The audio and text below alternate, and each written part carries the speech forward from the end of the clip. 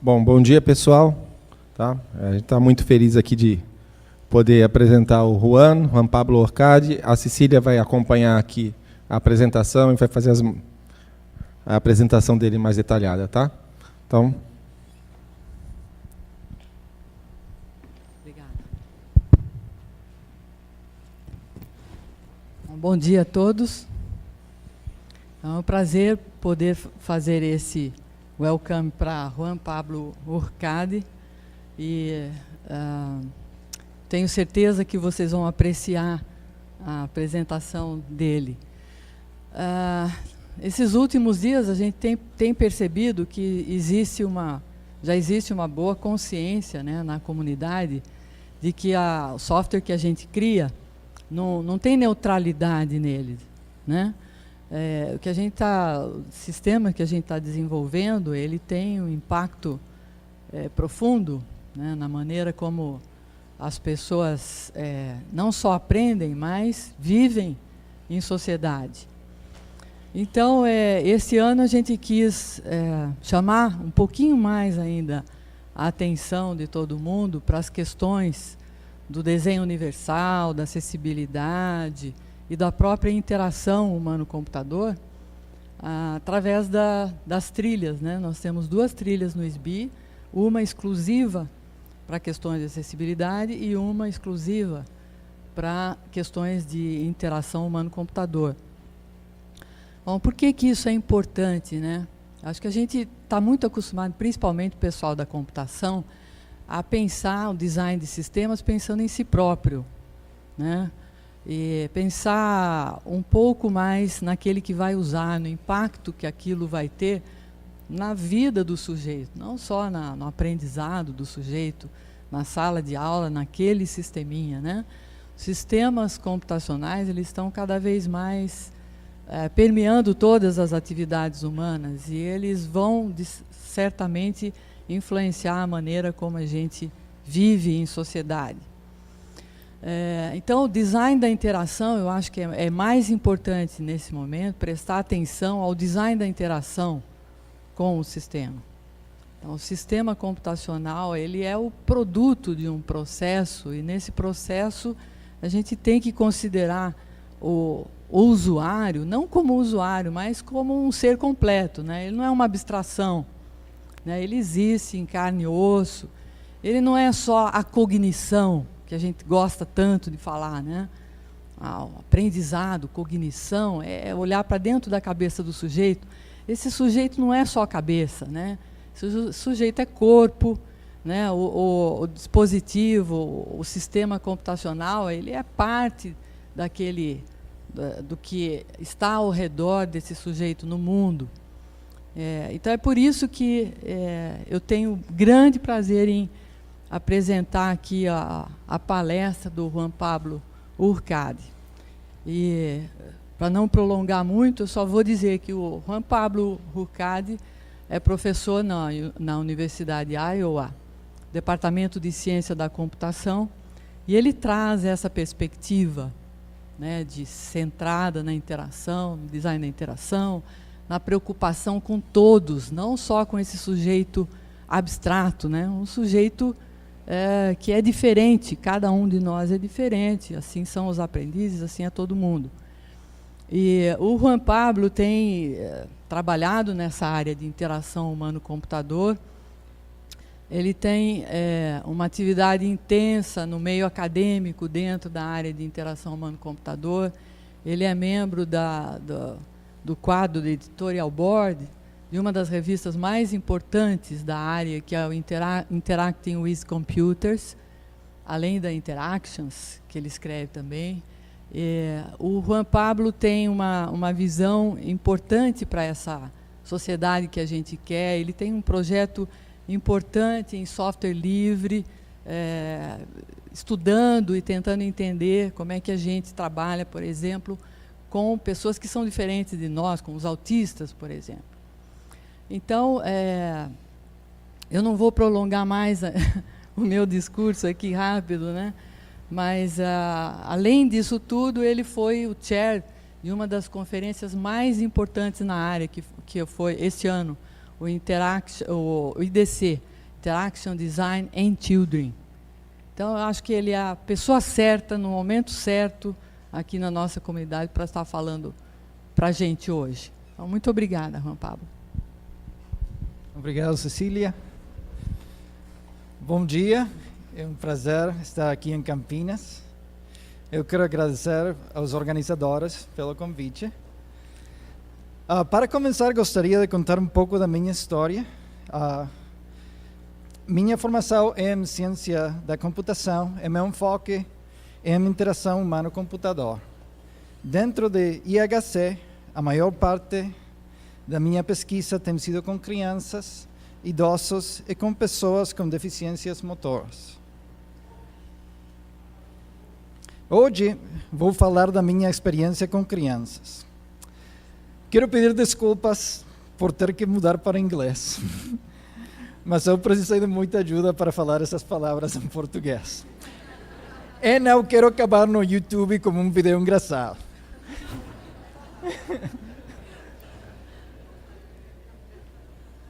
Okay. So now in English. So first, I wanted to say a little bit more about what I mean by universal interactions for children. And what I mean is that it's important that we think about how to make interactive technologies not only accessible to all children, but also meaningful and useful given their realities. And a lot of my work has ended up going in this direction. It's not something that I necessarily planned when I was younger, but it ended up putting together a theme that I have been following over the years.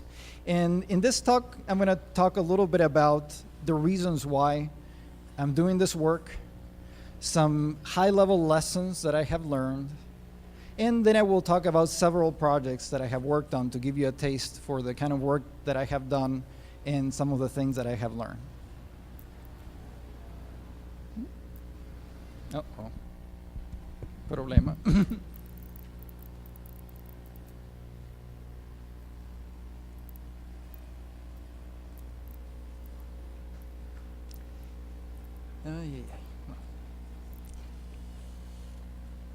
Let's go back to the beginning. Okay.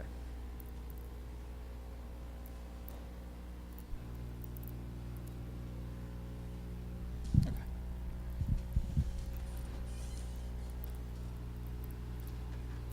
Agora sim.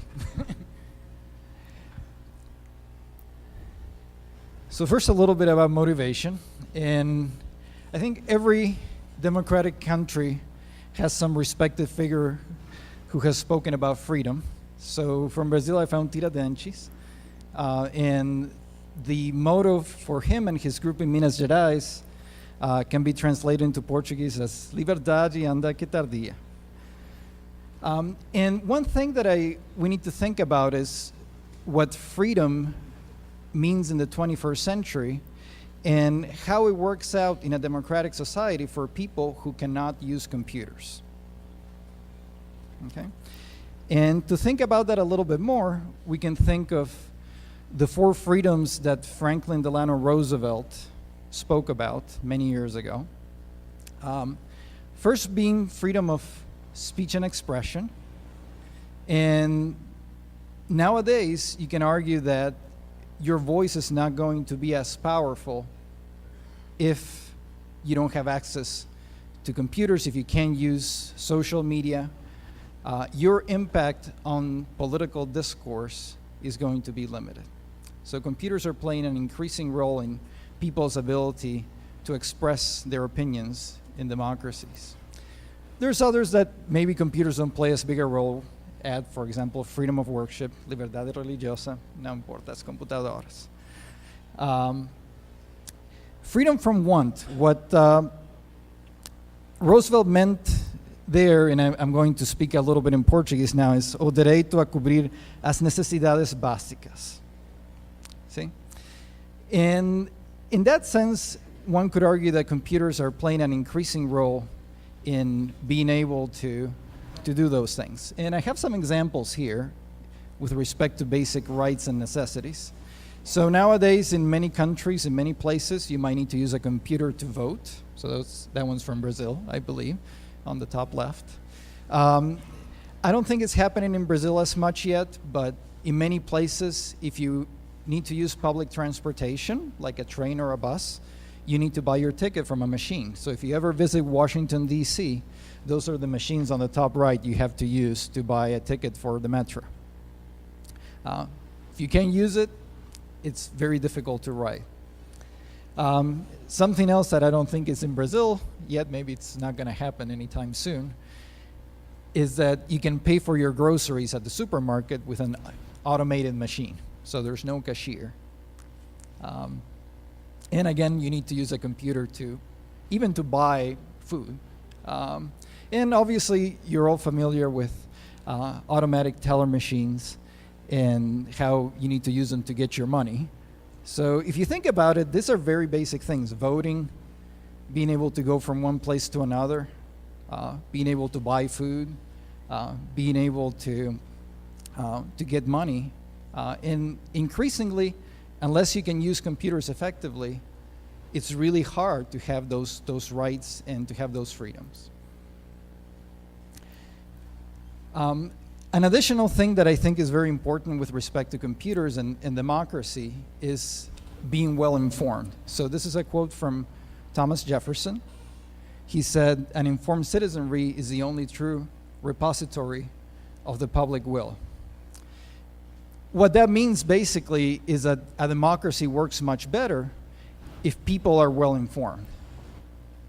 And computers and the internet give us an opportunity to be well informed if we have access and if we know how to use the tools the right way.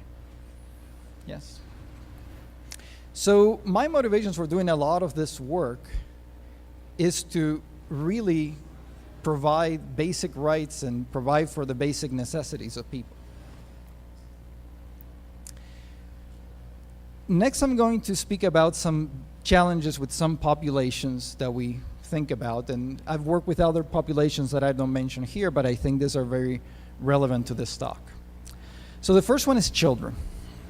And these are some challenges that we're currently facing in terms of research on how to design interactive technologies for children. The first one is that children are starting to use computers at younger and younger ages. So you go to YouTube, you will find lots of videos of babies using iPads. We have no idea if it's good, if it's bad, if it makes no difference. We don't know, but it's happening. So that's a challenge. And there's ethical issues with studying that too. So it's a challenging research question. Since you're in this conference, you might have heard of the term digital natives. So these are people who grow up and they always know computers. There was never a time when they're wearing computers around them. So they feel very comfortable with computers. The thing that's been missing from that idea is that every generation is going to be a different digital native. So some of the younger people in this audience might be digital natives, you might qualify, but young people now are a different kind. So I've seen young children now go to an old television and they touch the screen, and when nothing happens, they think it's broken, right? Because they're used to iPads and touchscreens. So they touch the TV, nothing happens. It's a broken screen. Don't use it. So each generation is going to be different, which means we need any guidelines that we develop for children, we need to reevaluate them and rethink them for each generation. And then the two big challenges that we have is still to learn how to use technologies to provide opportunities for positive, constructive growth in children, positive, constructive development, while at the same time avoiding harmful activities, which are definitely possible with computers too. Okay. Next population that I want to speak about is people with disabilities. And in this case, we still need to do research on fulfilling basic needs and ensuring basic rights for these populations. In some cases, we have some ideas on how to do that. In other cases, and I know there are some in the audience who are also interested in autism, like I am, we still have a lot to do to understand how to take care of those things. I think one other thing to remember is that it's not just enough to provide for the bare minimum, but it's also important to think of how technologies can improve the quality of life of people with disabilities. So a colleague of mine who's now at Carnegie Mellon is using a crowdsourcing app where blind people can take a picture of themselves with a phone, and other people online can tell them, okay, yes, that looks good, or no, maybe change to that other shirt. So it's not a necessity, it's not a basic necessity, but it's something that can enhance the quality of life and can actually be something important for those people. Another challenge we have is that for some disabilities, we know fairly well how to design for their needs. So we know how to design for blind people, we know how to design for deaf people. We don't know very well how to design for multiple impairments. So if someone has low vision and low hearing, we're in trouble. We don't know how to do it. So we need to do research there. Another challenge is with temporary or new impairments. So let's say someone is in a car accident and all of a sudden they can't hear, or they can't see, or maybe they have motor difficulties and they never had this before. So if you're newly blind, you can't read Braille. You can't read it. If maybe you have some motor issues, but you might get better over time, you need some help for a little bit of time, but then you're going to get better, so we need to take that into account. And those types of issues, we don't know how to address those very well right now. I know there's computer scientists in the audience, and one challenge that we have there is that a lot of the software libraries that we use to make software don't really have very good support for accessibility that's included. So it would be nice if every visual widget would have support for blind people, for example. And we don't have that right now. And just from a more of a human-computer interaction perspective, there's usually small numbers of people with disabilities, so it's a little bit more difficult to find enough people to work with to make sure that we have good designs for them. Okay. And one more type of population I want to talk about is people with low incomes and low socioeconomic status. And that's a worldwide problem. So about half the world's population lives on less than $2.50 a day. Even in the United States, there's about 50 million people who live below the poverty line. Here in Brazil, I found the figure of 16 million people in extreme poverty. So it's a problem just about everywhere. And obviously, for this population, there's less access to digital resources. But at the same time, we have to remember that access alone does not lead to equality. So for example, I've never been to Campinas before, and if I want to find a list of good restaurants to eat, it's very easy. There's an app for that for my smartphone. Now, if you're a low-income person and you have a limited amount of money to feed your family on a given week, and you want to find the most nutritious food within walking distance that you can buy to feed your family that week, there's not an app for that. So sometimes just if you provide access, but the tools that are available are not relevant to people's realities, then it's not as useful. So all these populations have something in common. They're all different from the developers, from the people writing the software. So that makes it more difficult to do it. So I'm a hacker, I'm a developer, and if I develop something for people like me, it's a lot easier. But if I really have to think about how to develop something for someone who's very different, that's a lot more work. And I'm going to talk about what kind of work that is a little bit later. Another challenge is that these populations might be difficult to access for various reasons. So with children, Sometimes it's difficult to work in the schools because they have only so much time to do things, and it can be hard to get access to some schools. With people with disabilities, you have small numbers. With low-income people, sometimes it can be difficult to establish relationships and even to convince other people to go work in those communities too. So I have been working with these populations for many years now, and in preparing this presentation, I look back at what are some of the lessons that I learned, some of the things that have worked for me in the projects that I have done over the years. And I came up with 4 lessons that I learned of things that have really helped me in these projects. So the first one I call deep engagement, and it's really about getting to know the population you're working with very well. And it means you really have to have a lot of communication with these populations to understand really what their needs are, what their realities are, what their environment is. And one danger that we have whenever we're in technology, if you're like me, I like all new technologies. Something new comes out, I want to try it, I want to program it, I want to use it for something.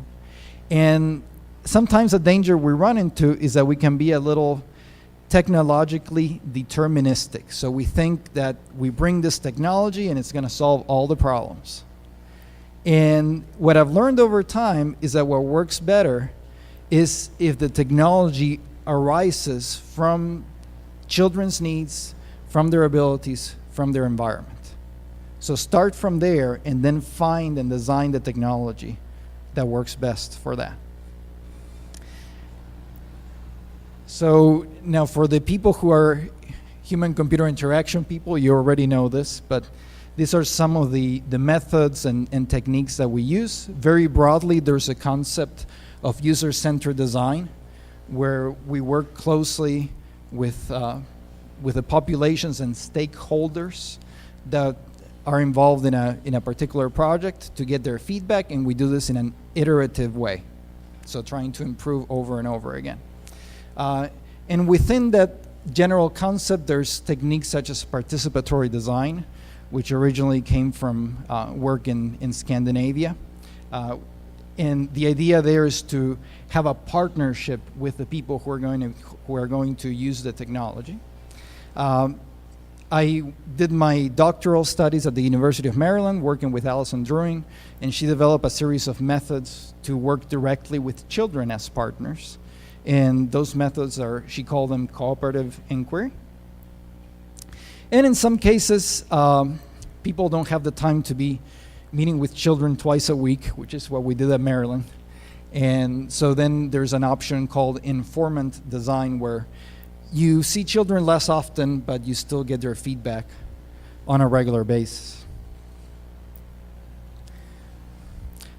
All right, so the next one is about the importance of interdisciplinary collaborations. And sometimes when you start in a field, you think, well, what do these people in this other field know? You know, us computer scientists, engineers, we know how to fix the world.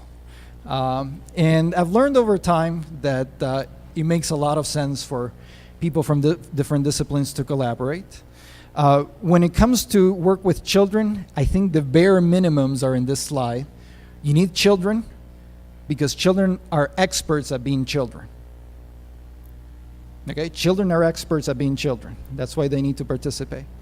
We need teachers if we're going to use it at schools. And we do need the engineers, the programmers. That's the picture at the bottom. If you're a programmer, you recognize it right away. So that's the minimum, but oftentimes you need to bring many other disciplines into the fold depending on the actual project. Okay. The next thing that I found works very well and it helps a lot is if you can personalize the experience with technology for the individual. So you might have one technology, but one that's flexible enough to address the needs and the interests of individual children.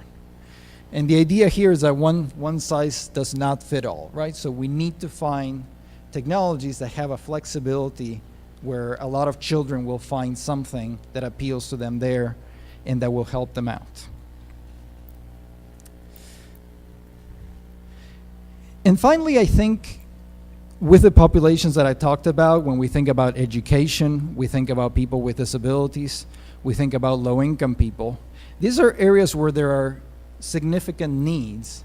And I think it's important to be practical with our approaches, especially if you're doing this at an academic institution, if you're doing research. You have to think about how you can do your research in a way that it can eventually, it's reasonable to expect that it's going to be taken into practice somewhere. So it means thinking beyond just doing something very neat in a lab and then moving on to the next project, and instead thinking about how can I do a project where maybe I started in the lab, but there's a reasonable chance that it's actually going to end up having an impact on a lot of people. The other part of it is that you need to think of being practical for children's realities. So think about how can the technology work for children in the Nordeste, and how can they work for children in Rio, right? And at the same time, when we think about practical, let's think about what do we mean and what do we think is positive, constructive development in children.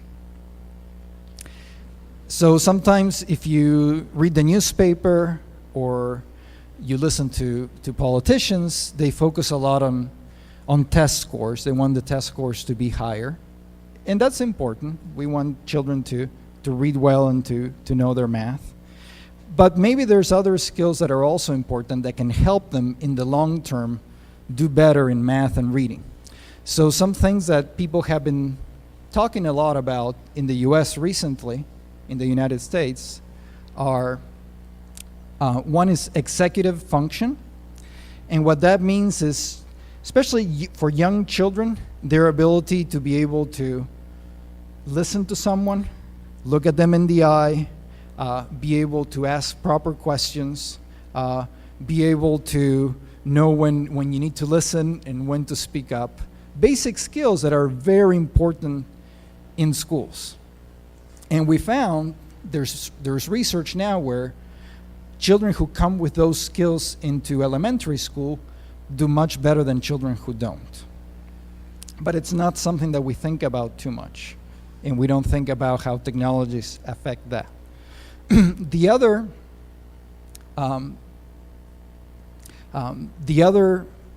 concept that's been brought up recently is emotional intelligence.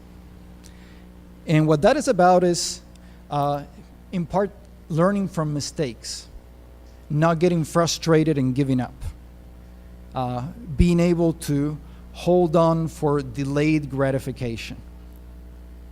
And again, there's evidence that those types of skills are very important for the long-term development of children, but we don't really think about those because we think of the more concrete, immediate thing. Can they do this addition or can they read this word?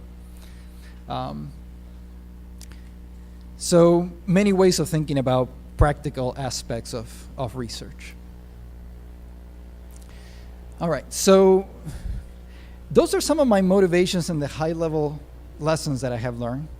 And now in the rest of the talk, I'm going to speak briefly about a few projects that I have worked on, and I'm going to let you know a little bit about what I learned from each one. Some of them go back quite a few years, but I hope you enjoy the tour of many of my projects. So the first one was the last project I worked on as a doctoral student more than 10 years ago. So, and it's called the International Children's Digital Library. And this is actually a project that is still ongoing, and there's a web address right there, childrenslibrary.org. And it's currently the largest collection of children's books online. All the books are free. There's books from all over the world in dozens of languages. We checked the other day, and there's 30 books in Portuguese. But if you, for example, if children are learning about another country, if they're learning a foreign language, this is a great resource. Now, when we were doing this 10 years ago, there was very little reading of books on computers. And we had to learn about and find out how children wanted to search and look for books, and how children wanted to read books on computers. Nobody had done that before. So we had to put together a team. So we had the computer scientists, engineers, programmers, like me. I did most of the programming for this. We had people from education. We had teachers. We had librarians. And we had children. We met with children twice a week for at least a whole year to come up with the ideas for this. So that's the interdisciplinary, that's the deep engagement. Get to know things very well. So this had, I'm going to show you the way things looked 10 years ago. They look different now. But we enable children to search for books based on where they're from and by category. So if you wanted to find books from a particular region, you could go to the globe and make it turn until you found your continent. And then you could zoom in and find books that were there. There's a lot more books now than there were then. So in this case, you can see books about Africa that take place in Africa or that are from Africa. So 3 different ways for books to be there. When we try to find out how children search by books other than by geography, we found some interesting things. So yes, children like to look for books by category of books, by the subject, but they also were interested in other things, like what kind of characters are in the book? What color is the cover of the book? What shape is the book? And how does the book make me feel? Now, when was the last time you went to a library and you asked a librarian, I would like a book that makes me feel happy? But children thought that was important. And here's it's very small, but it's an example of how children could search for a book that's both in English and Spanish and has an orange cover. And if we start from number 1, the child chooses to search by language, and they select English. Once they select English, all the languages for which we don't have bilingual books for English gray out, and then the options that are still available are full color. And the child selects Spanish, and then they go back out and they select the orange cover and they get the book that they're looking for.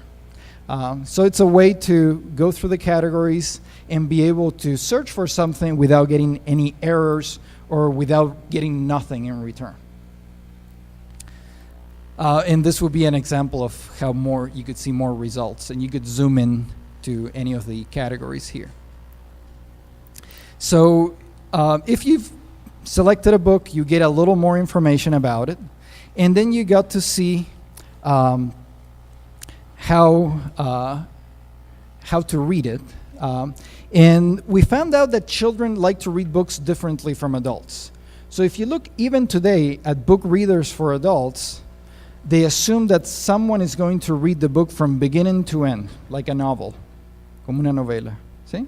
From beginning to end, and without skipping around or looking to see if there's good pictures in the book. And children told us no, sometimes we want to see what kind of pictures are in the book, how many pictures are in the book. Sometimes we want to go just to the favorite part of the book. We don't want to read it from the beginning to the end. So we developed a couple of options. So this one we call the comic strip reader. So es como una historia en cuadriños, ¿sí? And you could see the overview and then zoom into pages and start seeing them one by one. But you could also zoom out, and go back to a place of interest. The other one we had was the spiral reader. And in this one, it was the equivalent of flipping through pages really fast. So if you clicked on another page that's not on, the pages would flip through the front really fast. And it's the equivalent of going on a book. And you could also zoom into the biggest page and read it more normally, one page at a time. So in working in this project, I learned about how important it is to work with a very diverse group of people, including children. So some of the ideas of searching for a book based on how it makes you feel, or having these different options for reading books, if it had just been us engineers, computer scientists doing it, we might have not come up with those ideas. So it really helped us to have a very wide set of people. Even if they had no technical ability or knowledge, it was important for us to work with them.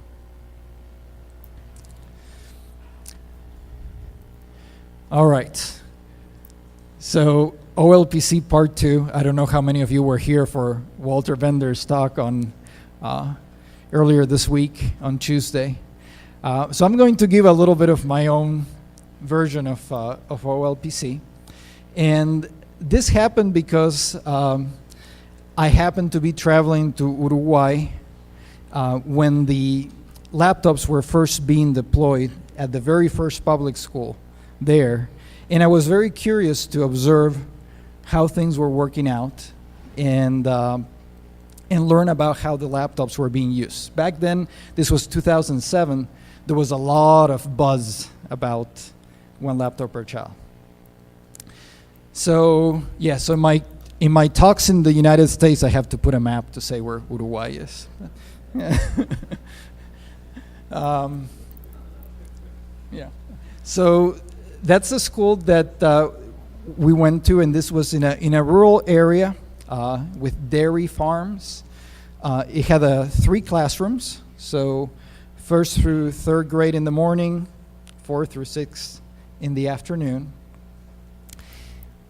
And yeah, some kids even arrived on horseback, although that looks like a very nice horse, so I think maybe it was a photo op. And the girls wearing the standard uniform for children in public schools in Uruguay. So it's kind of like mine. And actually, it's no coincidence because that's me when I was a little kid wearing the same uniform. So some things don't change a whole lot. Yeah. So these are the children, some of the very first children who got the laptops. And Walter was saying they tried to make the laptops so you couldn't put stickers on. And these children had the laptops for a couple of weeks, and they're full of stickers already. And that's the first thing I noticed. Children really took ownership of the computers. And that doesn't happen when you have labs or when the school keeps the computers. So they took ownership. They made them their own computers. There were 2 things that I really liked about what I saw at the school, and that are different with the OLPC than with traditional computer labs at schools. The first one was mobility. The fact that the laptops were very mobile. So here you can see one of the children is holding the laptop by the antenna. So when I was looking at the kids, and back then, if you dropped a laptop, it was a bad thing in my mind always. And I had a couple of heart attacks when I went to the school because there were all these close calls of kids putting a laptop where it looked like it was going to fall. And children really treated the laptops like paper notebooks. That was the closest thing I could think of. So for example, if a child had difficulty with something, they would go to the teacher. Profesora Cecilia, ¿me puedes ayudar? And they would ask for help from the teacher. Maybe the teacher says, well, go see with Joao. He knows what he's doing. So, so the child might go sit with Joao. And that kind of dynamic in the classroom is not possible if you have a traditional setup of desktop PCs. In the US, it's worse even because they usually have headphones, and the children are like attached to the computer. They can't move. So that was very good for the dynamics. It allowed for consultation, collaboration that was not possible otherwise.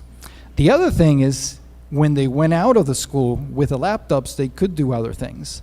So in this little town, there was no information about it on the internet except where it was and how many people lived there.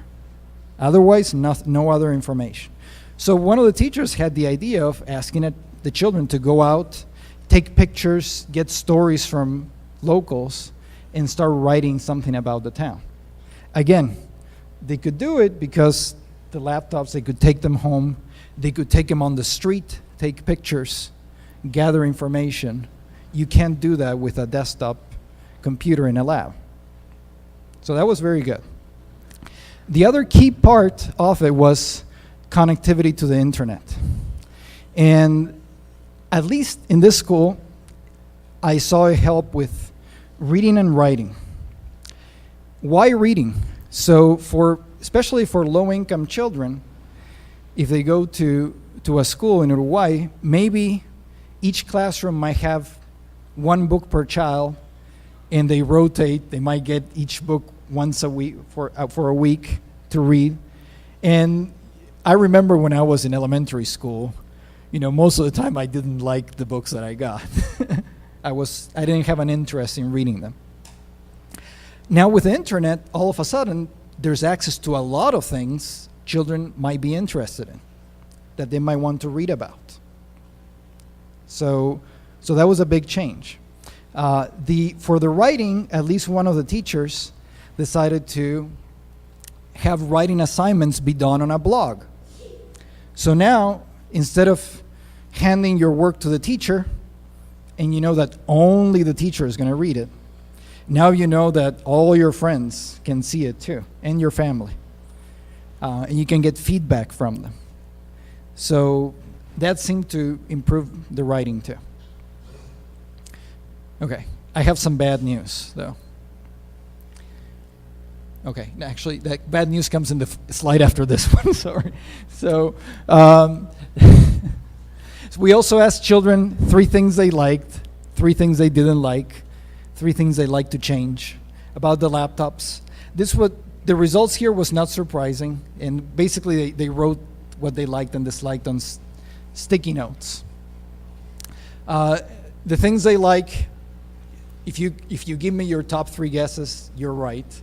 They like playing games, watching videos, listening to music. That's what they liked.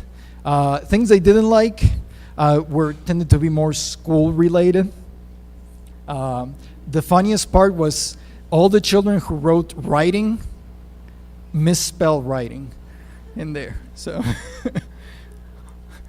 and then the things they like to change, most of them had to do with having more of the things they liked, but there were some other interesting ones too. So for example, there is a music authoring tool in the laptops, but the children couldn't make the music they liked. The style of music was not available.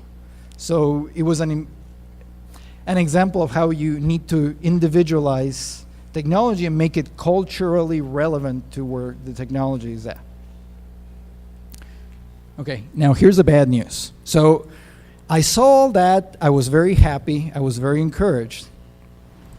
And earlier this year, there was a study that came out that was an exhaustive study to find out if the laptops had any impact after 5 years on reading or math scores. And the news is there's absolutely no impact on reading or math, regardless of socioeconomic status. So even for the low-income families who are getting computers and internet for the first time, no impact at all. What they found also is that the computers are rarely used in middle school, and they're mostly used for web searches in elementary school. Okay, so that's about bad news. So next slide, I give you a little bit of but wait a little bit. So why did this happen? So the things that they found was that there was a lack of alignment between the curriculum that the teachers had to follow and what the laptops could do. That was a big problem. So the laptops came in, you could do some interesting things with the laptop, but there was no connection with the curriculum. And there was inadequate teacher training. So a lot of teachers did not know how to use the laptops in a way that could help them teach better. Okay, here's the but, why you need to wait. So far, the focus of the Plan Ceibal, that's the name of the project in Uruguay, has been on deployment. So they deploy so far more than 1 million laptops. That's almost one laptop for every 3 people in the country. That's a lot. And they had to set up internet connection and Wi-Fi in every school. That took a lot of effort. While they were doing that, they were not paying attention to the things on the top there. Then they had to deal with support. What happens when the laptops break down? And they had to build an infrastructure for that. And only now they feel they're doing well enough with the first 2 that they're starting to think about developing software that actually takes care of the first points. So trying to align the laptops so they work for the teachers, given the curriculum they have to follow, given the environment they're in, given the cultural realities. So it may be a situation where we may still have to wait to see if, given the hardware with better software that's more appropriate for the schools in Uruguay, whether you might end up seeing some impact in math and reading. The other positive that's not measured in math and reading scores is that there's been a lot of programming in the schools that wasn't happening before. So about 40% of children in elementary school can pass a simple programming test, can do some simple programming tasks. So that's pretty good. And as Walter mentioned here on Tuesday, there's starting to be a culture of programming that's relatively important. So there might be a very positive impact sometime later on, at least for some percentage of children, and perhaps for the overall economy of the country too. So there's positives too.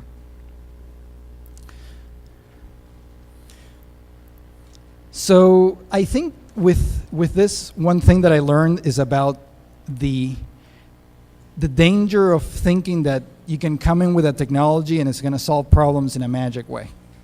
And that was a lot of the promise of one laptop per child when it started.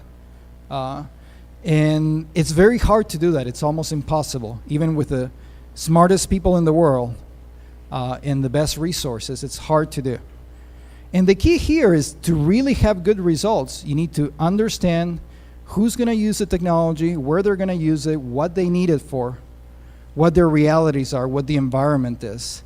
And then if you have a technology that can work well for that, you're going to start making a difference. But it's very hard to have something come from another place and just magically change things. It's a lot of work. I think it's a good thing that it's happened in Uruguay first, because the scale is small enough. And if eventually it ends up working there, it might provide a model to bigger countries like Brazil.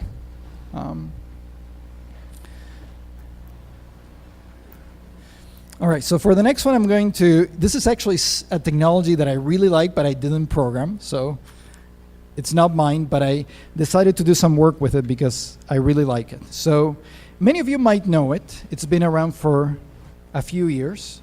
It's called Gapminder, and it's software for visualizing information about countries in the world and how they have changed over the years.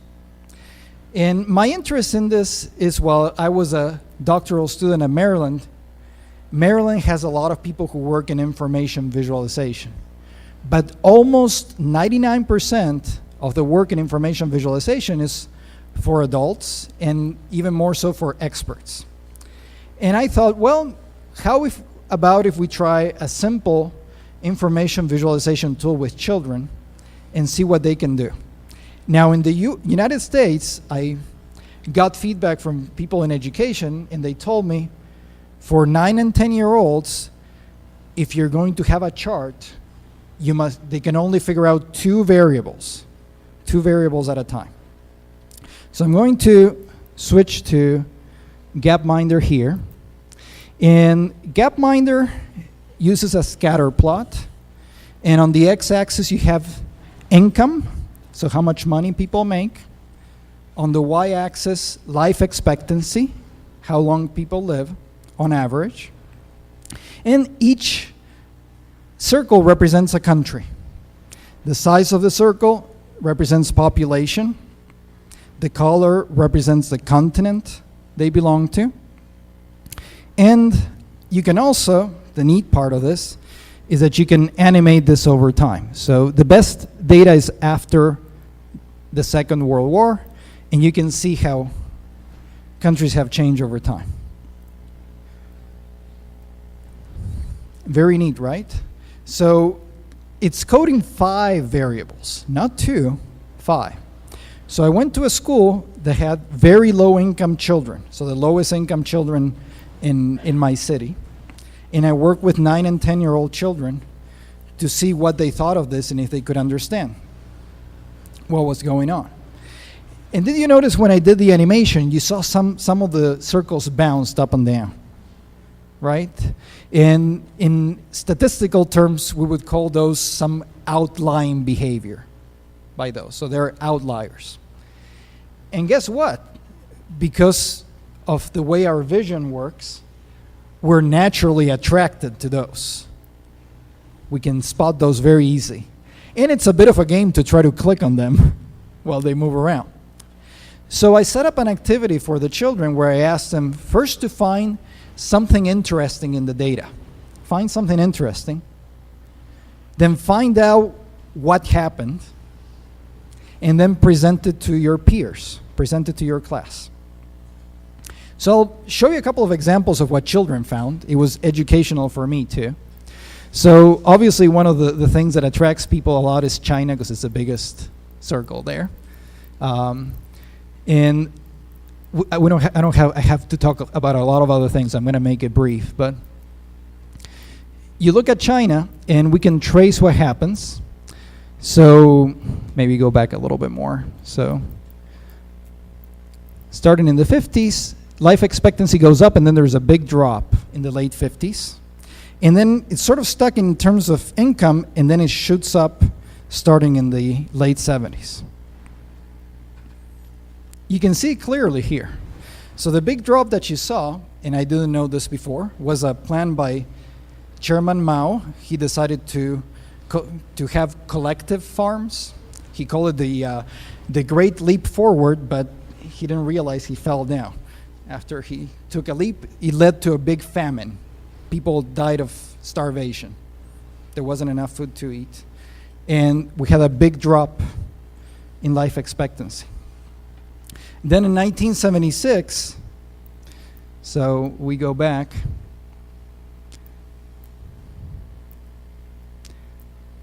So you can see life expectancy goes up, but income doesn't move. 1976, Mao dies. Deng Xiaoping takes over. He liberalizes the economy. And you can see a change there. So it's really interesting because you can catch things like that. And I think it might be an interesting way to teach modern history for children to find something interesting, find out what happened, and present it to others. Other things that children found, they found wars. So they found the genocide in Rwanda. They found the HIV epidemic in Africa and its impact. I'll show very quickly, an interesting country there is Botswana. There. And with Botswana, it gains independence around 1960. And it starts improving very much. And then the HIV epidemic hits around 1990. You can see life expectancy drop significantly. Now, you can see it here. And I think children would be able to learn about history and the impact of things like disease and war much better if they're motivated to find out what happened than if they read it in a book. That's my opinion. So what was difficult in this activity? This part was easy. This was easy for children. What was hard is searching on the internet for information. Usually the best place to find answers was Wikipedia, but the articles are very long and they're not written for children. So it's hard for them to find information in a long article and then be able to understand what happened. So that was difficult. Presenting was easy. The other thing that was hard is integrating these activities. Defining something interesting with researching it, with presenting the facts that you learn. So this is an opportunity, a research opportunity to better support inquiry for children and let them investigate these issues themselves. So, going to go back.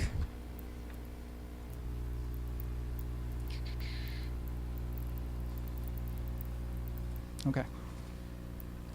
Yes, so let me quickly skip through these. Okay, so one thing I learned from this project is that sometimes children can do a lot more than we give them credit for. They're capable of doing more than we think. Okay, next, so I know some of you are interested in autism, and it's one area that I've been working on the last few years. Some of the reasons why this is becoming more relevant and more important is the increasing diagnosis. So in the United States, about 1 in 100 children are diagnosed with autism right now.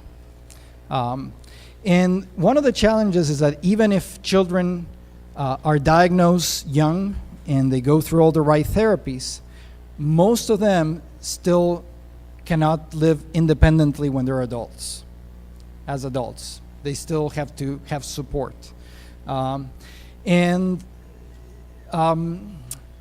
Another challenge is cost of therapies and resources. There's very few resources that are free. And even for computer resources, what I found is most of what's out there tends to be for children to use by themselves, which might be challenging because one of the key aspects of autism that's a challenge is difficulty in social interactions, especially face-to-face interactions. So if there's a child who has difficulty communicating face-to-face and you give them something on a computer where they're even more isolated, maybe they can learn some things, but you have to be very careful that you don't isolate them even more. So I ended up coming up with an approach for this project that fortuitously ended up spelling the word apps. And this was a project where we learned about the possibilities of using tablets for autism. And we were lucky enough to, as far as I know, to be the first ones to use tablets with children with autism. So the principles first were access. We wanted to make sure that our work would be accessible for as many people and as many children as possible. Participation, we worked with many children. I would say in this project, over 50 children with autism. We work with their teachers, with special education staff, with therapists, with parents. So we communicated with a lot of people as part of the project. We looked to develop solutions that would be personal to children, that would address their individual needs. And we try to make the project in a way that would stick around for a while. So we made all the software is free, it's open source, so people can use it, access it, change it if they want. So I'm going to show you some videos of what some of the apps are. This is called the Untangle app, and you can see multiple children can use it at the same time. And it represents our overall philosophy with our use of tablets. We want to use tablets to engage children in face-to-face activities. Because they like computers, they're very attracted by computers, And they can enjoy and feel comfortable with this face-to-face activities. So that's the idea here. Another activity that we do is where children take turns in a drawing app that allows them to zoom to. So you notice there that this child zoomed out quite a bit, and the original image is now one of the nostrils for this picture that's going to become a person, actually. And with this app, what we did is we would have children take turns telling stories and creating something together. So they're passing the app back and forth and making something together. So they do some interesting zooming at the end of this, so you can see all the layers of their drawing. So there it is. This one, I guess we don't have audio here, but this is a music app. So each tile in the screen represents a note, a musical note. And as the bar goes by, it plays the notes in a column. So you can create chords and play the chords. And it turns out that we set it up in such a way, this was not me, I have almost no musical talent, but I had a student who was knowledgeable about music, and it's almost impossible to make something that sounds bad. So the nice thing with this is children would take turns adding notes, and at the end they would be very happy with the music they made together. They would really want to share it with other people. And it led them to appreciate doing something with someone else. All right. The next one is an app we use for emotion modeling. So we ask children to model emotions on the screen. So the first one was sad, this one was happy. Now we're asking him to do, I think, scared, this is one. And the next one's going to be surprised. And it's not easy to do surprise, but you see that he comes up with a good one. So this is to help them better understand emotions. All right, so this last one is when we were getting started, and it's the same drawing app, but it was an earlier version, so it looks a little bit different. And this is the first time we were working with a girl, and she started drawing. And now imagine if you give her a piece of paper and you see this drawing. Would you have any idea of what's in her mind? Probably not, right? So it just looks like squiggles. Okay, so drum roll. Okay, so she zooms out, and it turns out she was drawing a person from the details to the whole. Now, when you and I draw a person, we draw the outline first, and then maybe we add the eyes and the mouth and details. Now, there's some evidence from neurology that some children with autism, that's how they perceive the world. They see lots of details, and they have a hard time aggregating to whole things. So just by doing that, she let us know how she sees the world, right? Which would have been impossible with a piece of paper. You would have just got squiggles. The other thing, it was the first time we were observing her, and to let us know what it felt like to be observed, she drew two big eyeballs looking at the little person.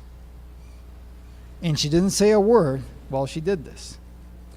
So this is an example of how a very, very simple tool can help children express themselves in ways they were not able to do it before. So the things that we try to support are collaboration, creativity, self-expression, getting them to enjoy having a face-to-face activity with someone else. And we try to follow a toolbox approach for flexibility and personalization. So instead of having one big complicated tool, we have lots of very simple ones, and you can do many things with each one. And then for each child or each pair of children, we can find the combination of apps and activities that work best for them. And that makes it more likely that we get good results. We did run a study on this, and what we did is we started out with our apps, then we switched activities after many weeks of working to doing very similar things without apps. So for the drawing and zooming, we gave them very big pieces of paper where they could draw on. So they would have the space that the zooming would give them. Other than that, we did the same things with the same people. And what we found, there's other measures too, but for example, in terms of verbal interactions, we had more verbal interactions per minute with the apps than without the apps. And then basically we went back to apps at the end to make sure there wasn't a temporal issue. Why? We don't know for sure. My guess is motivation. Children like computers, are motivated to collaborate with them, and it's not as much fun without them.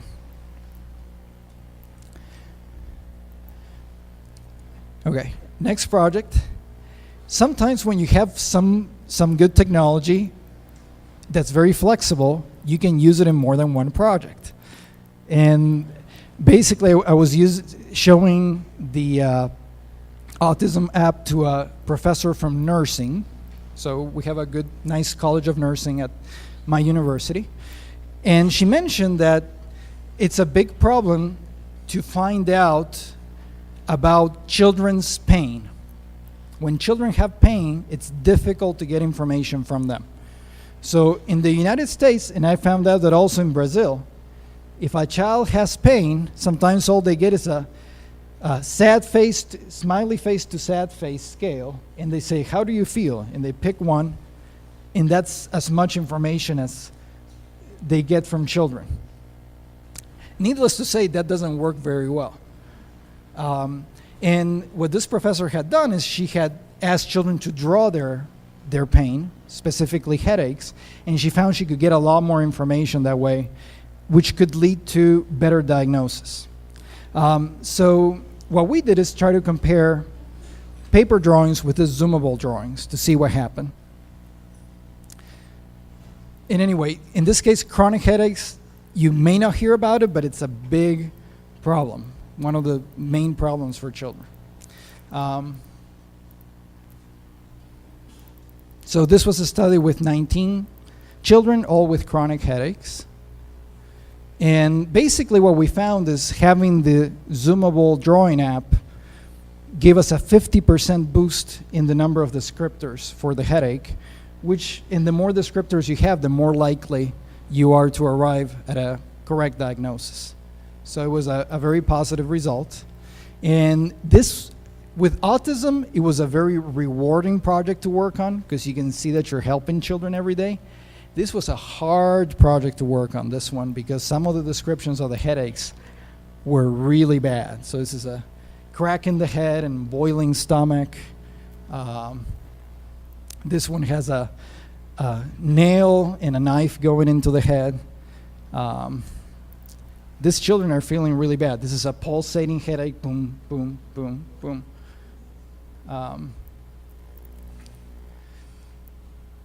This one feels like an explosion in the head and a knot in the stomach. And the key thing here was that the zooming allowed children to provide more detail. So if they said it hurts here in the drawing, the nurse could say, let's zoom in, tell me more about this. And they could draw some more. And that's where the difference was. Okay, last project. I know you're getting a little tired by now. So last one is something called Point Assist. And this actually started out when I was still a doctoral student and I was working on the digital library project. And one day we took a version to, I think it was a kindergarten class. And the children could understand the concepts, but they couldn't really use the software because the icons were too small for them to click on. So I decided to run a study, and I compared how adults, 5-year-olds and 4-year-olds do pointing with a mouse. Back then, that's what we had. And these were 18 to 22-year-olds going from the yellow square to the red circle. Those are their paths, so you can see pretty much straight paths. That's 5-year-olds. So you can see a little more all over the place. And that's 4-year-olds. So you can see development right there. 4, 5, and adult.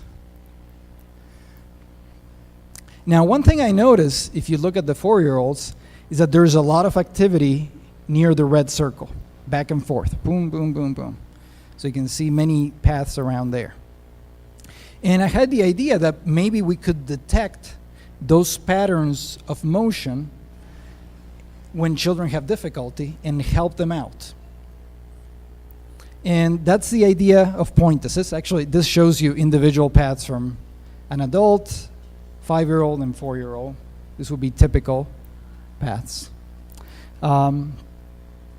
So with point assist, the idea is to analyze the motion, and when we detect difficulty, we slow down the speed of the cursor. Okay, so it feels like it sticks. It gives you more precision. What's nice about this approach is that it doesn't need to know where the targets are, where the icons are.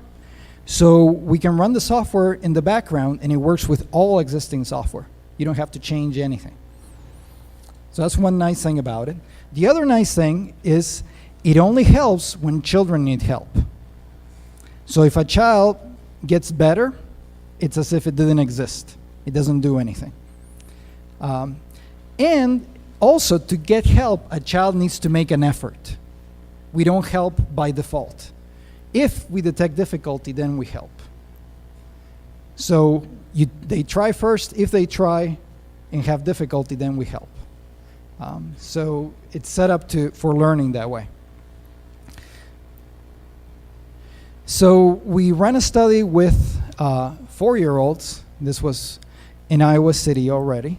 And each one of these 2 sets of bars are the accuracy rates with point assist in blue, without point assist in red. And you can see that a lot of children did much better, especially let's see if the laser pointer works. This children around here basically went from accuracy rate just under 70% to full accuracy. So for some children, it was quite a bit of help. And this is showing you what the area near the target looked like. And on the left side is without point assist. On the right side, I color paths red if we were helping them, if we slow down the speed of the cursor. Now, the interesting thing is the algorithm that I use doesn't know where the target is. It doesn't know where the circle is. But it turned on help right in the middle of the circle. This was one of those rare cases where what you think should happen in theory actually ends up working better in reality. And one challenge whenever you try to predict if somebody has difficulty is that you might get false positives. So you might say, yes, you're having difficulty, but they're not. And we can see overall here that the point assist was turned on right on the target and pretty much nowhere else. So very low false positives. Now, when I started talking to people about this, they said, well, you should try with other people, and I'm going to show you a few examples here of how it worked individually. So one suggestion was I should try with older adults.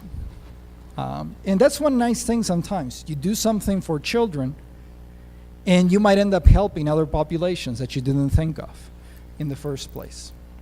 So I talked to a professor from neurology, another interdisciplinary collaboration, and she had been working with a group of older adults for many years, and she runs a battery of neurological and cognitive tests on them every few months. So I asked her, hey, can you ask them to do one more thing next time they come? So they use point assist, and I thought I was going to gather data and then I was going to have to adjust things so they would have to work well for older adults. So to my surprise, we got statistically significant results in favor of point assist the first time we tried it with about 20 older adults. And again, here's pairs of bars with blue being with point assist accuracy and orange without it. The most interesting one was this user who had about 20% accuracy without point assist and shot up to almost 90% with point assist. And again, that's a look at the big picture, showing few false positives. The interesting thing in this case is we had a lot of information about this older adults. And we found out some interesting things that make sense now, but I didn't expect. So this test here are cognitive tests that test visual IQ. So coeficiente intelectual visual. And people who scored high in this ones were less likely to need help. These are correlations between variables. And the biggest correlation of all was between this task where they had to pick up pieces of wood and put them in holes, one at a time. And the more often they would drop a piece of wood while doing that, the more likely we were to help them with our algorithm. So in other words, the people who were doing worse in terms of visual cognition and who had more motor difficulty, they were the ones we were most likely to identify as needing help and the ones we actually helped. So for other people who were doing fine, it probably didn't even trigger at all. And there's been a little bit more work on this. I didn't want to keep talking, but we have extended this to work with people with more severe motor impairments. So I had a student who finished his PhD last summer, and he, in that case, we did have to adjust things because there were more severe cases and more diversity. But we had it working for people with things like Parkinson's disease and aphasia, so and a few other things. So it really has wide application. So a lesson learned from this is that sometimes you might solve a problem for one population, but you might end up with positive results for other populations too. All right, so a little bit about the future. I'm almost done, I promise. So what's the future for deep engagement? Well, the main challenges here have to do with methodologies for working with different populations. So we have a pretty good set of methodologies to work with typically developing children, but we don't know how to work with children with special needs. So we need to develop more methodologies to have that very good understanding of populations and their environments and stakeholders. And the more the special needs, usually the more stakeholders you have to involve. So children with special needs, you often really have to involve the parents. The teachers are not enough. You have to look at all the caregivers that are involved. Interdisciplinary research. So we were actually talking with some of the professors here about how it works in the United States, how it works in Brazil. And I think we have the same challenges, actually. So we have some centers that are doing good work, but there's still, in academia, is very traditional departments that defend their turf, and there's a lot of bureaucratic barriers sometimes to doing this. So that's a challenge too, more of a political one. But I think at the end of the day, a lot of students here who are working in this interdisciplinary centers are going to be the leaders of tomorrow, who will be able to break down those barriers. With individualization, I think that's going to be part of the future for all software, really. I think we're well on our way there to provide individualized experiences for everyone whenever they use something. We're moving away from one size fits all, and I think there's going to be a lot more research there. And in terms of making things practical, we still have to do a better job, and I know I have to do it, in being able to have a quicker translation from good results in research to practice. So making it a little bit faster when sometimes it takes 20 years for a good idea from research to make an impact in society, sometimes more. So we need to try to move a little bit faster and find ways of doing that. All right. So I will open it up for questions now. My website is at the bottom, and you can access a lot of my publications from there, and feel free to send me email later and for more questions and all that. So thank you. Obrigado.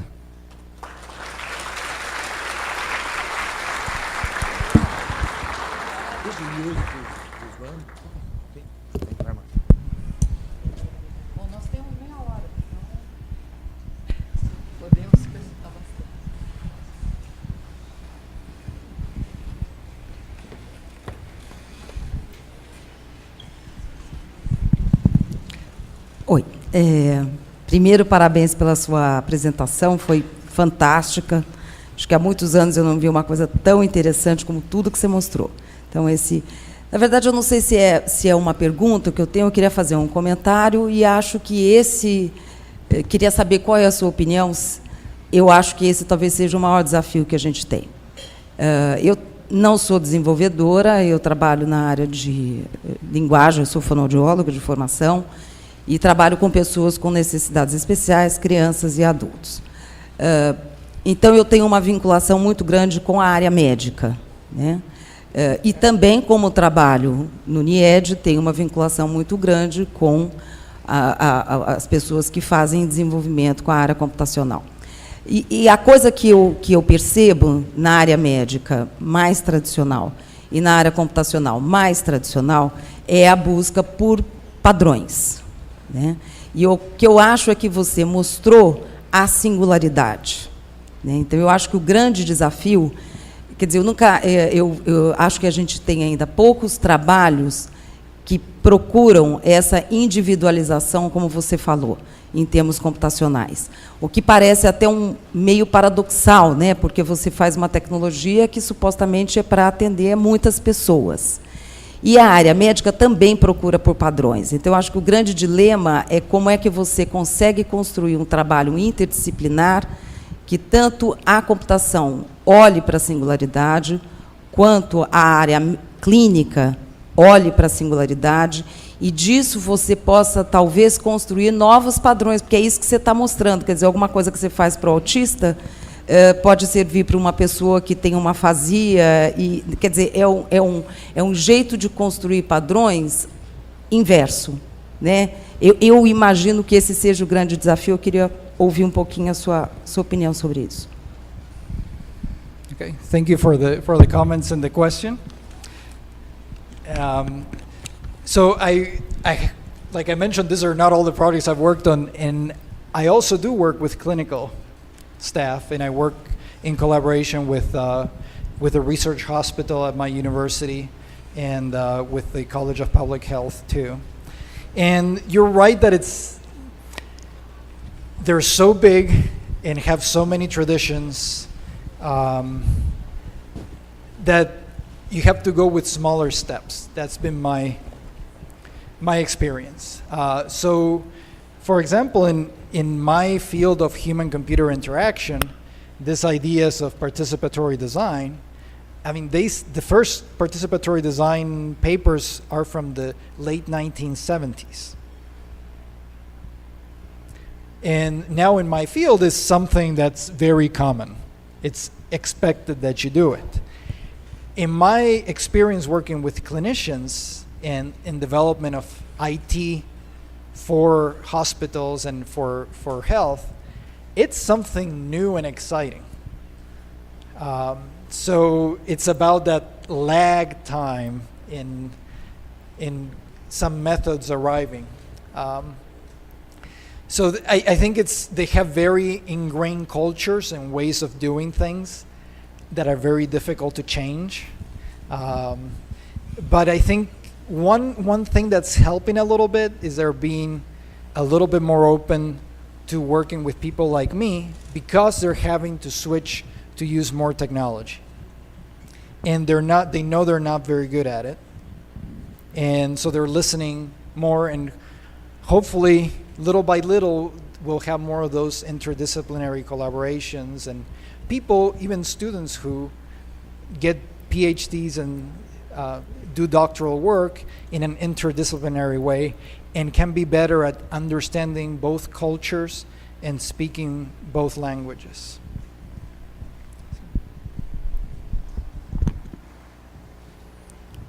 Bom dia. Aqui. Meu nome é Rafael. Eu sou estudante do Instituto Federal do Sul de Minas. E no começo da apresentação, você fala sobre a inteligência emocional. E não sei se vai fugir um pouco do contexto, mas eu queria que você ressaltasse a importância da pesquisa e ação de técnicas de estímulo dessa inteligência emocional para fortalecer as questões de relacionamento interpessoal entre o professor e o aluno, entre os próprios alunos, já que muito pouco se fala sobre o assunto em um país onde mais se ensina o aluno a responder, e pouco se estimula esse aluno a fazer perguntas, a ter conflitos internos construtivistas, para que assim esse aluno se transforme em um estudante e se interesse cada vez mais pela busca de conhecimento para evoluir seu intelecto e não apenas para a obtenção de notas. É isso. Obrigado. Yes, thank you for the question. I hope you like the flag at the beginning of my presentation. Minas Gerais. And yes, so with emotional intelligence, the one interesting, maybe you know about it, maybe you don't. There's one famous study that they've done many times in the United States with young children, I think maybe 4 or 5 years old, and they bring them into a lab, and they put them in a lab with a cookie on a table, and they sit them in front of the cookie, and they say, if you can wait 10 minutes to eat the cookie, you can eat this cookie and we'll bring you another cookie. And then they wait and see what happens. And sometimes in some versions of the study, they make the children wait like half an hour. Really bad thing to do. Poor kids are waiting there. But it turns out that children who can hold on and control their emotions and wait to not eat the cookie, they end up doing much better in life. They end up doing much better education-wise in the long term. And that's a little bit of, it's part of it, it's not all of it, but that's part of emotional intelligence. Self-control, holding on for the reward that comes later. So, spending time doing your learning instead of playing all the time, perhaps, So some of you, if you're a professor here, maybe you did that at some point in your life. And when something doesn't work for you, when something is difficult, having resilience, keep trying, try harder, don't give up. If you make a mistake, learn from it instead of saying, I don't want to do that anymore. Those are the types of things that come up with emotional intelligence. Now, your comment was even broader than that about teaching philosophies in schools and how we do that, right? So we can have a long conversation about that, but oftentimes we have this very antiquated concept that the professor has knowledge and somehow transmits the knowledge to the child, and the child absorbs the knowledge. And we know that doesn't work very well. We know it's much better if children have a more interactive way of learning, if you ask them questions and they think about answers and they try them out, if they work on projects that they're interested in, if they try to answer questions of interest to them, like I showed with Gapminder. And again, I think just like with medicine, there's a lot of traditions. Same thing in education. It's a system that provided great benefits compared to what we had before when public schools became universal. Big benefits to society, but perhaps we're reaching a point where we need to start rethinking how we can go to the next level. So. Olá, Juan. Muito boa apresentação, gostei bastante e fiquei bastante motivado pela apresentação, então a minha questão bastante simples, qual foi a sua motivação para trabalhar com crianças com esse foco? Okay, so I'm going to give a little bit of a disappointing answer and then a better one. So the disappointing part is me working with children was mostly an accident. I started working when I was 23 or 24, young man, absolutely no interest in working with children. And it happened to be that I was a good student in a class, and the professor asked me, do you want to work with me on a research project? And it happened to be about building technologies for children. And at first, he started telling me, yes, we work with children as partners, and they give us ideas on what to program and how to design things. And I was like, what? You have the children tell you what to do? It didn't make sense to me at the time. But then I guess I have enough of an open mind that I tried it, and I saw that it worked really well, and that I could learn very valuable things from children that I wouldn't learn otherwise. So it was more something that happened by accident that then I realized was very valuable.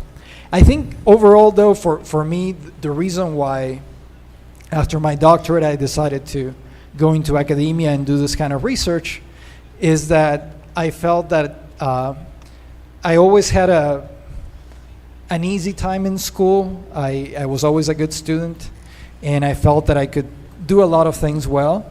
And I found that working in academia gave me an opportunity to have the freedom to work on projects that I felt made the world a better place. And that's something that's a little bit harder to do elsewhere. Bom, Juan Pablo, obrigada pela apresentação. Me identifiquei um monte com o seu trabalho. Acho que temos várias aproximações, mas eu queria particularmente tratar da questão da epistemologia de pesquisa aqui, porque é uma coisa que tem me preocupado bastante, né? Quando eu escuto ou quando se fala em tentar delimitar as contribuições de uma disciplina, de outra disciplina, que eu acho que a gente consegue observar em processo, mas nem sempre está claro no início de uma pesquisa, né? Porque quando a gente tem problemas do mundo real para resolver, eles são complexos e exigem aí uma abordagem transdisciplinar, onde nem sempre está tão claro assim, onde a computação entra, onde a educação entra, ou a antropologia, né? Então, de cientista da computação para cientista da computação, né? Eu perguntaria quais são os teus referenciais teóricos, né, metodológicos, além do design participativo, né, para se pensar as contribuições de um cientista da computação nesse cenário, né, de complexidade que desenvolver trabalhos em que haja um engajamento profundo, a interdisciplinaridade, né, é relevante, importante, onde eu tenho que olhar para o individual e tratar de aspectos práticos, enfim. E acho que dá muita conversa ainda, mas eu fico por aqui. Yeah, so that's a first really hard question. I don't think there's a good answer for that. I can tell you what I have seen that works best. So I think that more so than we have the theories that I mentioned, and I follow those.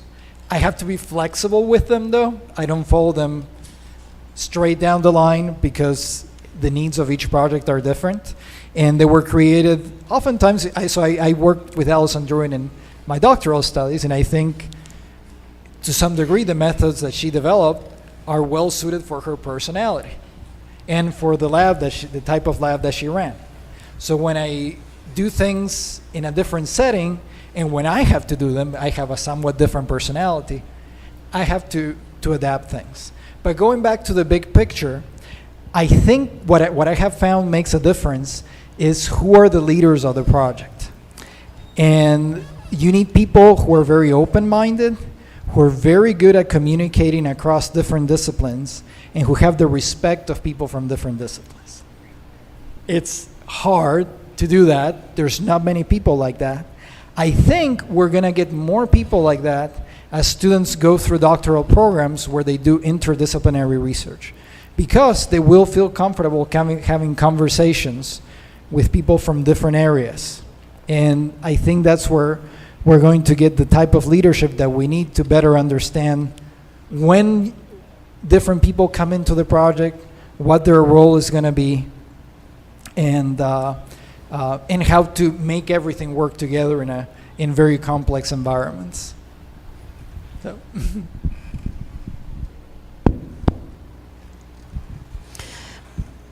Meu nome é Eliane, sou professora desde 96, tenho um pouco de experiência na educação infantil, no ensino fundamental, no ensino superior, e o que a gente percebe, eu pelo menos ao longo da minha carreira, foi uma certa resistência dos professores em trabalhar com a interdisciplinaridade e trabalhar com a tecnologia. Você tem uma experiência com o país aqui do lado, Uruguai.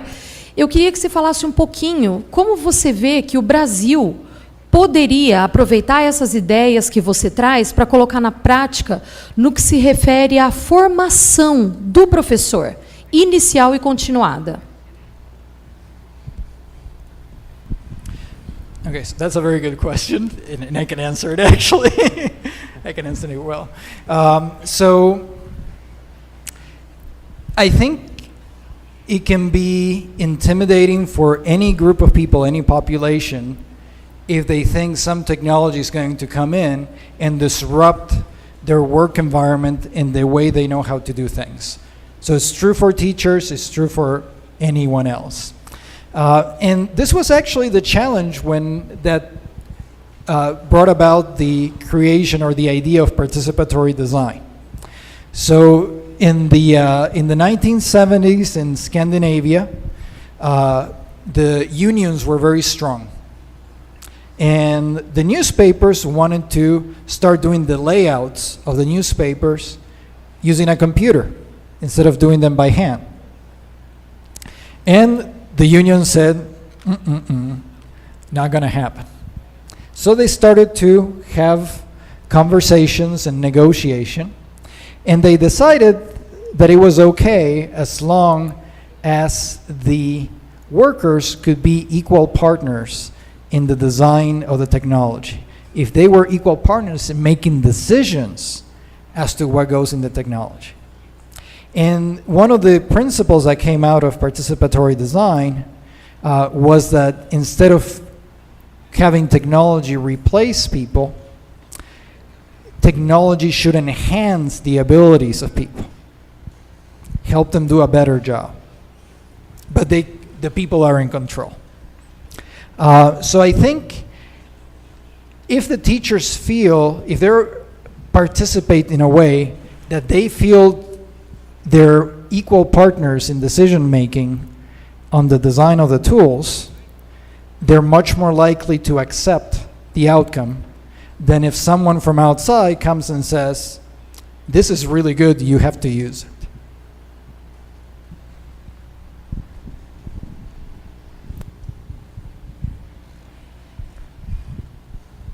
Eu só quero aproveitar para dialogar, né, porque eu sou de uma cidade de interior do sul, do Rio Grande do Sul, muito perto do Uruguai, da Argentina, né? E nós temos muita dificuldade na adoção da tecnologia no dia a dia da escola, né? O modelo ainda de laboratório de informática é muito impregnado, esses programas do UCA, do tablet. O tablet até está chegando na mão do professor, mas a tecnologia ainda está muito distante da mão do aluno, né? Então, falar em produção de tecnologia nesse contexto assim é muito inovador para o meu espaço, muitíssimo inovador, né? Se eu olhar colocar a lente no local onde eu estou, né? Então, eu acredito e tenho tentado há 4 anos, né, com muita paciência, com design participativo, dialogar, escutar, né? Eu ainda não consegui, nesse tempo, colocar a produção de tecnologia na pauta da forma como, de repente, eu gostaria, na minha ansiedade de pesquisadora, fazer, né? De trazer para a comunidade aqui do Congresso, olha, isso eu produzi com o meu grupo. Né? Porque eu acho que tem essa questão do tempo, né, que a gente precisa respeitar. Agora, eu acho que eu já tenho várias ideias, são 4 anos, né?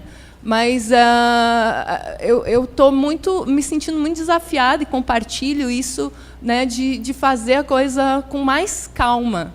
Né? Eu não conheço a slow science, que alguns falam, né, mas talvez se aproxime da ideia.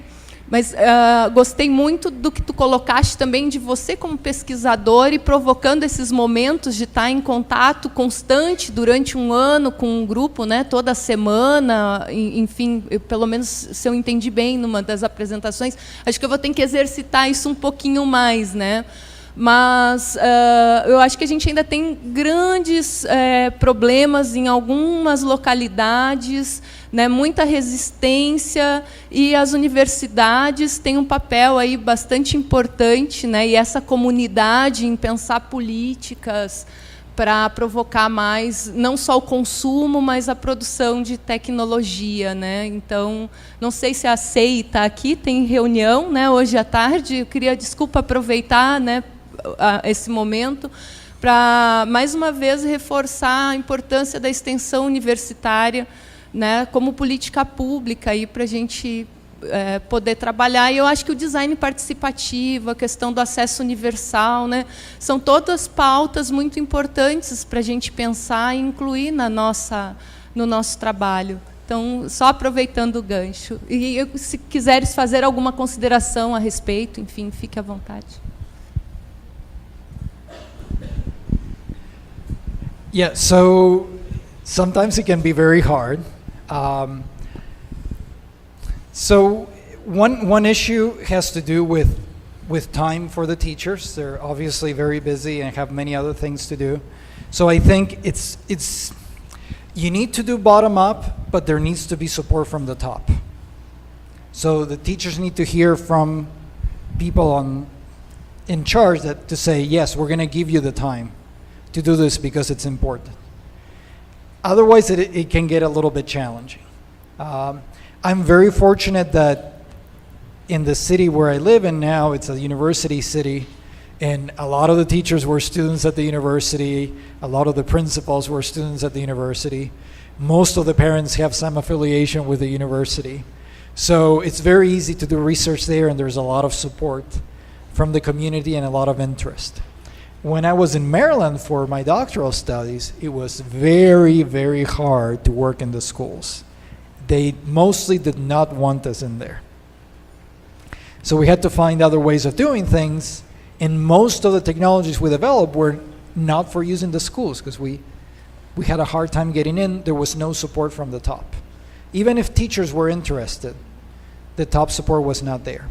One more idea, one of the techniques that Alison Druring developed and used, she calls technology immersion.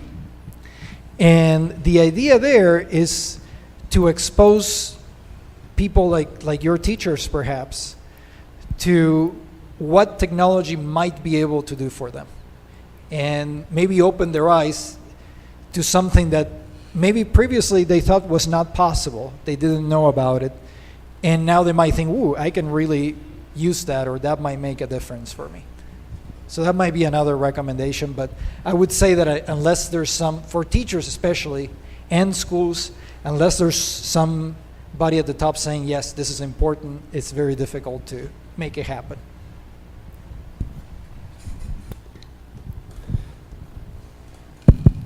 Olá, tudo bem, Pablo? E de antemão, parabenizar pela exposição, foi maravilhoso, até mesmo para nós que somos militantes do software livre, que sou Robson, eu estou no curso de pedagogia, primeiro ano, e esses dias está sendo muito importante para mim estar nesse congresso, estar compartilhando com os companheiros que estão aqui de várias outras áreas, e como você ressaltou a questão de ser interdisciplinar, né? Então tem várias áreas se comunicando para poder chegar num objetivo comum, para poder superar alguns problemas das populações da sociedade.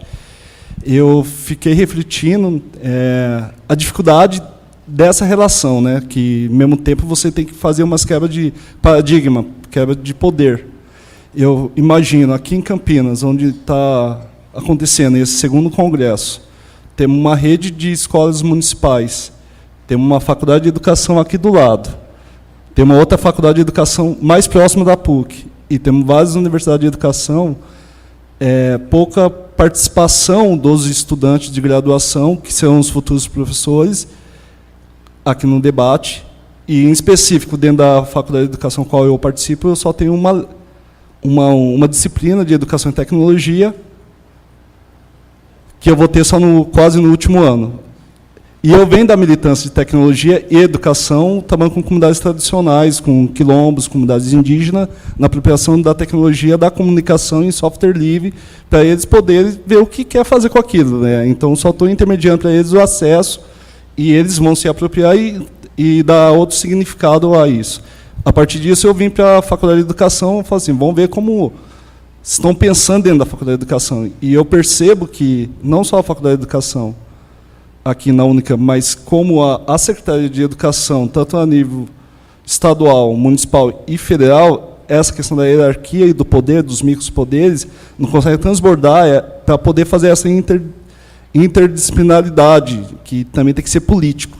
Se não tem esse diálogo político, a gente não consegue fazer essas transformações necessárias para alguns problemas da superação do século passado, que a gente continua tendo até hoje, e vendo para essa sua exposição e do outro companheiro que veio trazer, assim, eu acho que dá muitas luzes para a gente perceber que a gente precisa se conversar mais, né? Sair um pouquinho dos nossos quadrados e dialogar mais com outras unidades, com outros espaços. Foi difícil pegar no microfone, quase eu não falo, eu gosto mais de tirar fotografia, né?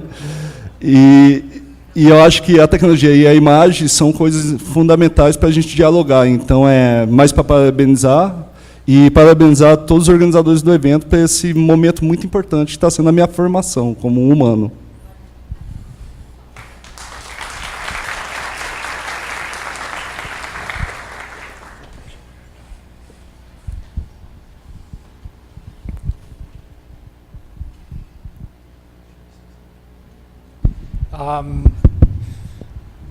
Yes, politics are very difficult. Okay. I'm a researcher, not a politician, so. Ok. Yes, it's hard back in the United States too. Ok. Thank you very much, Juan, Pablo.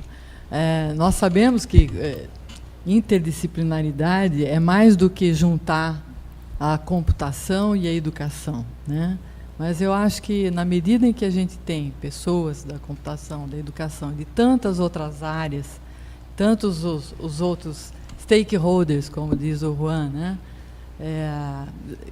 Eles constroem um cenário possível para a gente pensar no que a gente quer, em como conduzir o design de tecnologia, como que essa tecnologia pode ser não apenas útil, mas como que ela pode fazer a diferença na vida das pessoas, né, na vida daquele grupo social, né? A palestra do Juan Pablo, eu acho que mostrou muito isso, né? Mais do que a gente pensar nos quadradinhos, né? Acessibilidade é um quadradinho, usabilidade é outro quadradinho, software educacional é outro quadradinho, não é nada disso. A gente tem que misturar tudo isso, né? E a melhor maneira de fazer essa mistura é ter gente diferente junto, né? Não adianta dizer, eu vou buscar alguém da educação e trazer para o meu escritório onde eu estou desenvolvendo software, que vai sair daí um software educativo. Não é assim que funciona. E nem o contrário. Alguém lá da educação chamar o cara da computação e falar, bom, agora a gente faz um trabalho em informática na educação. Não é assim que funciona, né? A vida é muito mais complexa do que isso. E nessa complexidade, todos os fatores, todos os aspectos estão envolvidos.